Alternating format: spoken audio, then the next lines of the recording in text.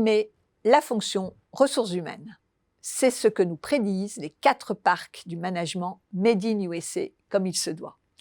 Il est bien connu que lorsqu'on veut faire de la prospective en management, on regarde vers l'Ouest et ses gourous en la matière.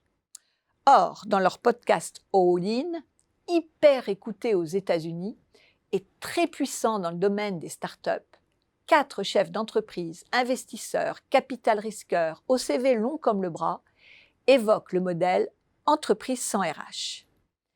Qui sont-ils? Que nous disent-ils? Alors, il y a Chamath Palihapitiya, 48 ans, capital risqueur, qui a été un des premiers 4 sup de Facebook.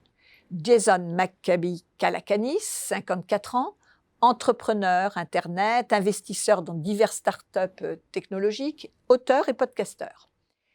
David Albert Friedberg, 44 ans, entrepreneur, business angel, créateur de la première licorne américaine dans le domaine des technologies agricoles en 2013. Et David Oliver Sacks, 52 ans, entrepreneur, auteur, investisseur dans des entreprises de technologie Internet. Il a été chef d'exploitation chez PayPal, fondateur et PDG de Yammer. En résumé, ce sont des piliers du monde de la tech américaine, et même mondiale, et ils sont très écoutés.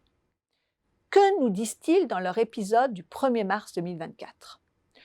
Tout le monde déteste les RH, car ils s'insèrent dans la vie privée des gens. Au nom des politiques DEI, Diversity, Equity, Inclusion, les responsables RH empêchent les évolutions de carrière des vrais talents pour préserver les quotas.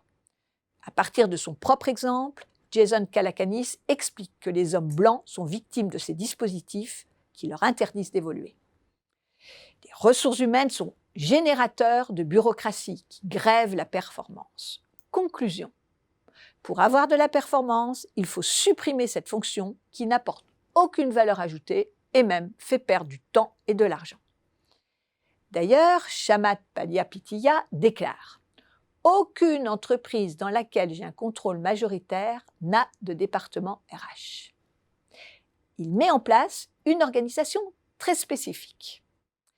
Il engage des top avocats pour gérer les crises ou les dossiers lourds et compliqués. La RH est entièrement aux mains des managers opérationnels qui recrutent, construisent leurs propres règles en lien avec le terrain. Et tout l'administratif RH est digitalisé. Et surtout, chaque année, on vire les 5% des salariés qui ne sont pas dans les clous de la performance attendue. C'est simple, c'est transparent, c'est logique, c'est équitable. Ça peut être 3 ou 4 personnes dans une petite entreprise, ou 30 ou 40 dans une grande, précise-t-il. Alors, le hashtag NoRH risque-t-il de se répandre comme un nouveau modèle? Il ne faut pas dire jamais. À y réfléchir, il convient parfaitement à tous ceux qui voient les RRH comme des empêcheurs de faire de l'EBITDA. Et, plus pernicieux, il rend au manager opérationnel la fonction RH, le fameux tous RRH, très valorisé ces dernières années. Décidément, l'humain est bien encombrant dans les entreprises. La high-tech semble prendre sérieusement le pas sur la high-touch. À suivre.